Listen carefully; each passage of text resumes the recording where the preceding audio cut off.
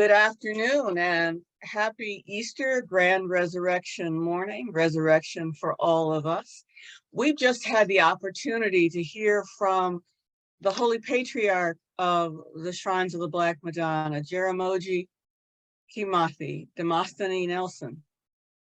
He gave us a message that talked about his history and our history.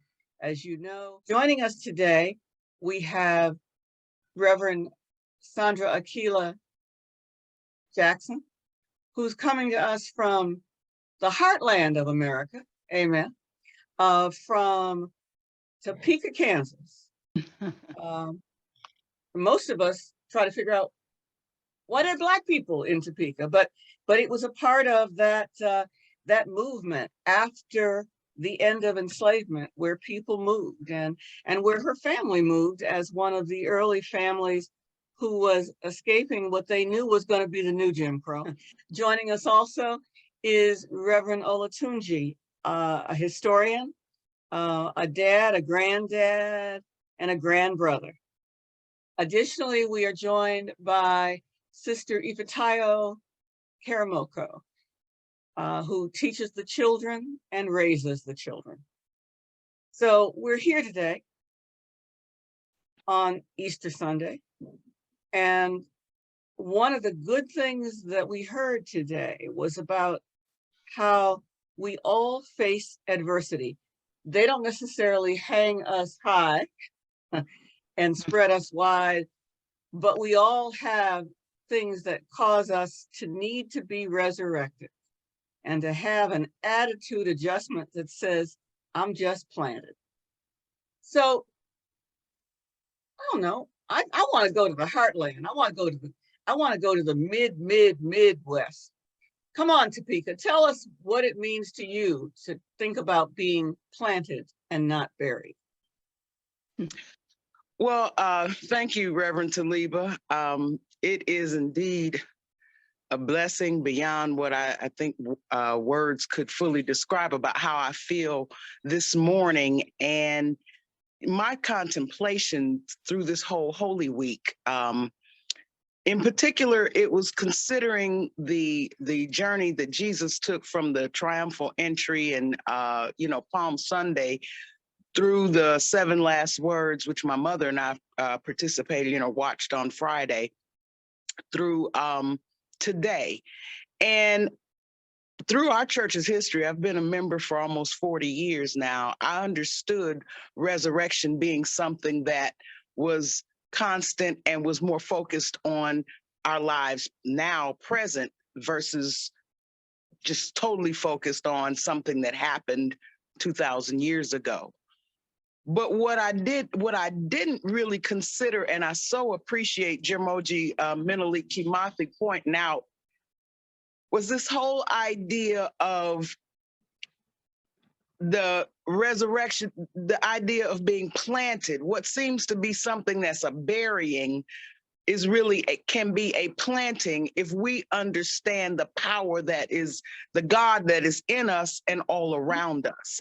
And it made me think about, in particular, the most profound moments in my life where I really had this connection with the power of the divine within me and all around me, where the whole idea of Kuta Futa, Kuta Mungu, Kupata Mungu, Kugasana, Kujitoa, the whole thing being real for me has come in those times when I felt buried, when I got to stop you for a second. Mm-hmm. Remember those words you've just used from Kuta Mungu on won't mean much to others. Maybe you want to share. Okay, and I will. The ritual, because that was, for me, I think in particularly low points, the first thing I do is think of seeking the experience of God, which is Kuta Futa. Kupata Mungu, we can come upon God here where we are. We're in a sacred place. Kugasana, we will, when the inner divinity, the God all around us comes into contact with the God, the divine in us, then it is Kujitoa. We surrender to the will, we surrender to God, and we have power. We have power. I'm paraphrasing this because but I'm trying to share those concepts because in my lowest moments, that's what comes to me. And it wasn't until Jermoji's sermon today that I realized that that was me not allowing myself to be buried, but to in fact make it a planting and a coming up and growth occurring. I'm stronger as a result. So All I right now. really All right now. I hear appreciate you. that analogy or that sermon for that reason, to actually not really knowing, but to embrace when we find ourselves in those dark places, what possibilities are open to us if we accept it as a planting and Sure, not a sure. bury. So, Reverend Olatunji, this week we saw two young brothers who had just participated in a fairly mild protest in Tennessee find themselves allegedly expelled from the Tennessee legislature. And then we heard that the people who get to reappoint are going to reappoint them. Do you see any analogy between that and a planting as opposed to a burial? What they meant for them for evil, God will make for them for good. Yes, What do and you think, Olatunji? I think that those two brothers represented the seed of possibility. Hey, Something young men. that history and culture had already planted in those that came before us. I could hear Martin Luther King, I could hear Malcolm X, I could hear Jaramogi Bebe in those two brothers. And I could see that the resurrection of our people is in those seeds of possibility. That's what I could see, that no matter how difficult the struggle might be, that we're dealing with the power of cosmic energy and creative intelligence as we see God, and that this God power cannot be defeated. It will rise again. And wasn't it interesting relative to the issue that there were three Olatunji who were supposed to be expelled, but by one little vote, one of them was not expelled. But the two who were did not lash out at her, and she continued to support them. What do you think about that? Well, this replanting has to be replanting in truth, being conscious of the truth that's all around you. We all know that America is a racist society. In the conversation, the truth about redlining and redistricting to dilute Black power and Black representation was very obvious to everybody on a national level. And so we as a people, being a seed of possibility, must be replanted into truth. We have to be conscious of what's happening historically, what's happening all around us, as if it's not on national TV. But we have to wake up from a deep slumber and recognize that truth. That's a part of our replanting and our new possibilities. Okay, so Ifatayo, you have little people. Everybody has got little people in their life. They're watching the TV, they're experiencing stuff. They're finding out for the first time they walk into a park and someone calls them an N-word. They go into a room and they're like, I don't like your big lips. I don't like you. Your hair too curly. Your spirit's too wild. Those are the seeds we've got to nurture. Give us a word on how we let them interpret the news they see the life they live. It's interesting because those kind of situations arise quite often. Quite often with young people not knowing how to respond, and you're trying to be a righteous person. Today's message really helped me to be able to have this conversation with the young people that were sitting around me in the service, because Jeramogi made the message so palatable to everybody. His use, his analogy of the seed planting and giving birth to the resurrection rather than to bury yourself, because quite naturally, when young people are in situations and someone's confronting them, they pull on the energy that has been put inside of them, that has been modeled for them. How do you react in situations? And that is what gives them the strength and the power. And today's message empowered them with the understanding of what it meant to be resurrected, because they could use that analogy of that plant growing from a seed to something magnificent. Mm-hmm. The situation arose with my great niece, Mariah, and she is at a new school. She's at a new school, and she's just a beautiful chocolate chip, absolutely beautiful, and with locks.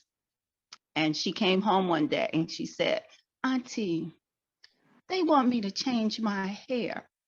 And I asked her, I said, "Well, what is it that you want to do?" "I like my hair." I said, "Well, that's you. You do you, and other people will do them." So when they see us and they talk to us and we model for them, that gives them what they need to be able to deal with the negative energy that come their way. Mm. Reverend Keeley, you're in a magnificent space insofar as you have a senior empress living with you. Mm-hmm. And you've got queens in princesses and in training. And the young gonna be queen daughter.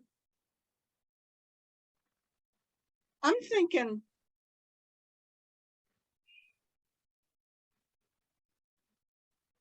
about people who are managing all of those generations with limited resources and trying to keep the tribe alive.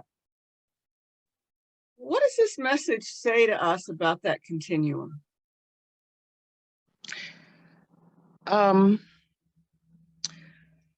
That's an interesting question you ask, in particular, because I am, like you said, sandwiched in generations, and I'm dealing with my mother, as well as I just had a new granddaughter come into the world. She's less than 2 months old. And in particular, this message, I thought about my daughter and how, I want to talk to her. I'll talk to her after, our session. But in particular, she's overwhelmed with dealing with a teenage child, a 4-year-old who's really trying to find her space now that there's a new baby and the baby's getting attention, and just them trying to be a family of 5 and live in this, live right now economically is a real struggle with inflation. And then also the challenges and things that are that her children are facing and dealing with, and her trying to manage.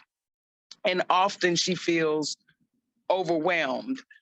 I consistently try to get her to find the power and the strength within to deal with these circumstances. I do believe, though, now that the sermon will be even a particularly important point for me to remind her of, because there are times when she feels buried, overwhelmed, not knowing what to do. And I can help her better understand what I've been trying to say about, no, this is not a burying, this is a planting. This is a space for you to go and find, really seek that strength that is in you. And the insights on how to deal with your family will come. What you need, God has consistently provided. You've not been without. While it has been sometimes daunting, you have to learn to believe and seek insight, wisdom, guidance. Look for it. Become what it is that you need to become, to be, as you described her, the future queen or matriarch that'll be coming through the next iteration in her life, but how to be what she needs to be for her children. I really just see this, the sermon was a gift in that way, because I just recently have been having those conversations. And, it makes, my mom will say, well, everything is going to be all right, but you've got to search within. You got to make it all right. It ain't gonna happen. It's all because you want, right. There's something you have to do. And I think that the sermon just gives real energy to that, in that if you understand, if you go into this place seeking what you need, look at how you can come up. You're not overwhelmed. You're not buried. You're not done. So, Olatunji, we got a lot of young brothers who have an A number being an arrest number or a conviction number. And they tell us the job numbers that they can't find workers, but I can't find no job. We got young brothers who are saying, I have children, but I don't know how to be a dad yet. What do we say to them? Because we love them. What does this sermon say to them? What does it say to the process of growing and evolving non-toxic Black manhood? Yeah, they are all seeds of possibility. In the Pan-African Orthodox Christian Church, we believe that God is cosmic energy and creative intelligence. We believe that each of our sons and daughters are born with, or energy beings, with the possibility of becoming all that they could be. But they have to be planted again in truth. Young brothers have to also, as well as sisters, be planted in an educational experience that is a product of their own cultural reality, so that that divine inner spirit can be nurtured to its fullest expression. In order for Black boys or young men to learn how to be fathers and protectors of their families and communities, they have to be educated from an Afrocentric cultural perspective so that they understand who they are and what their responsibility is. They have to be planted in opportunity. We fail ourselves when we are dependent upon an enemy system to employ us. As a community, it is our responsibility to put together the economic structures where we employ our own children. And we have to therefore be planted in organization. We have to realize that we cannot continue to beg others to do for us what we must do for ourselves. The gifts that we get. Olatunji, just a question. The young man who's coming out of prison,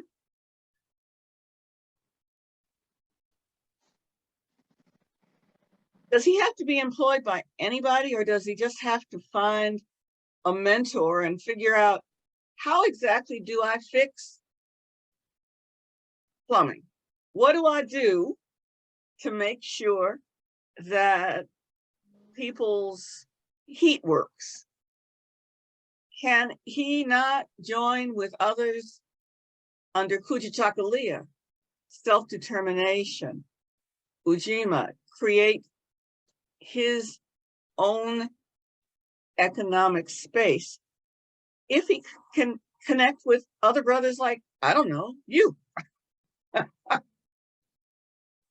Just like our own community and others, they have to be connected to a organized community with effective programs and training to pass skills from one generation to the other, a rite of passage process, if you will, where those who have the skills that's needed to develop a nation and maintain a family pass those skills on to the younger generation.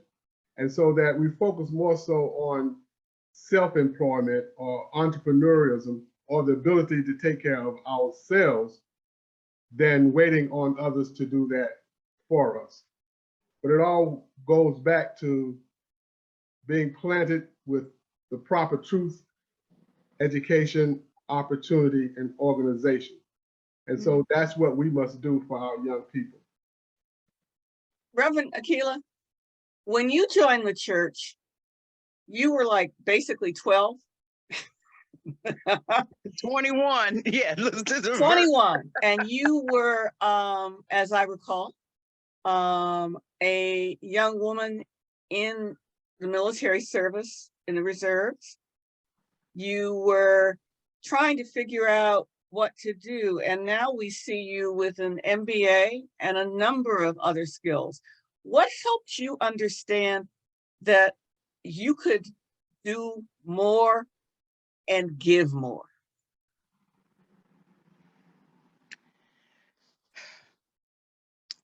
I would say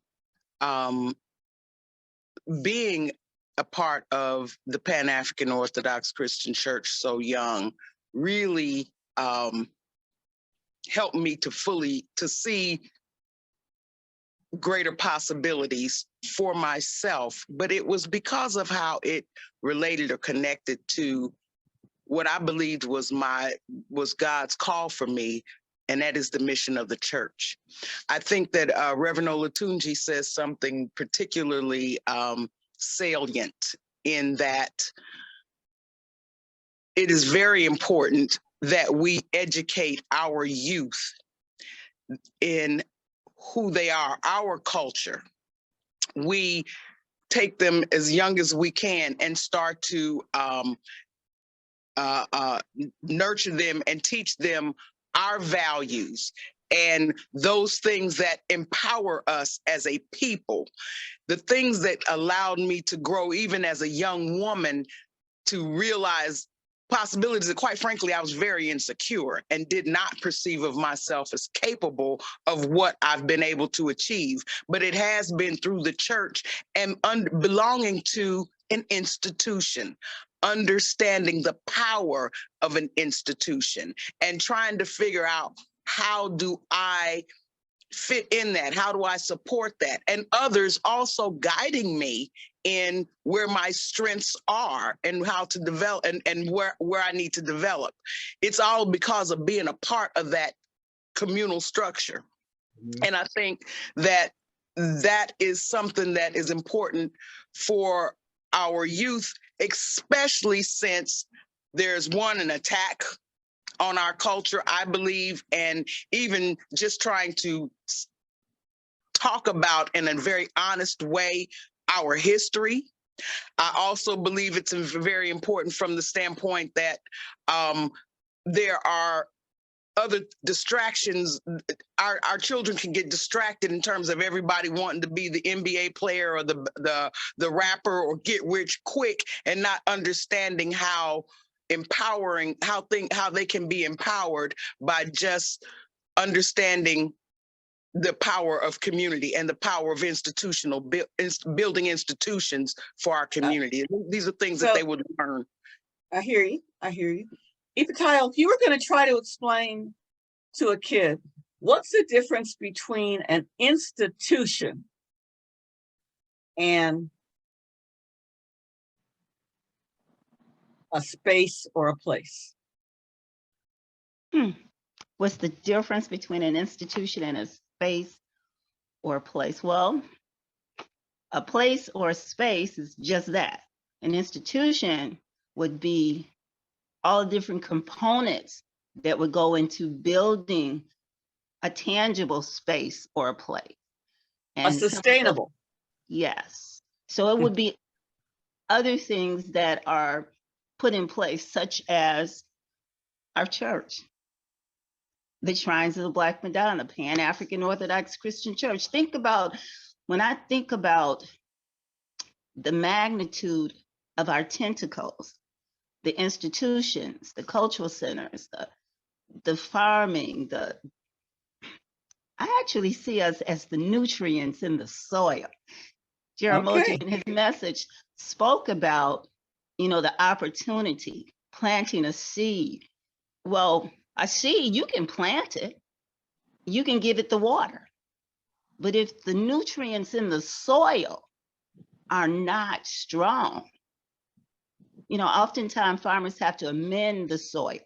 They've got to add to it, put compost and just revitalize the soil, because oftentimes our soil gets depleted. It gets depleted by the environment, right? That's right. Absolutely. Okay. So we are here. We're here today on Easter Sunday, where we've had an opportunity to hear from Jaramogi Kimathi about our rising, our continuous resurrection as individuals and as people. And we would like to invite you anytime, any space, join us at Shrine, but whenever you can, join us online, because we know that you are the seed that God planted, and no matter what happens, with enough nutrients, with a community, with people who love you, you'll grow, we'll grow, and we'll have a grand rising again. See you next week. Amen. Amen.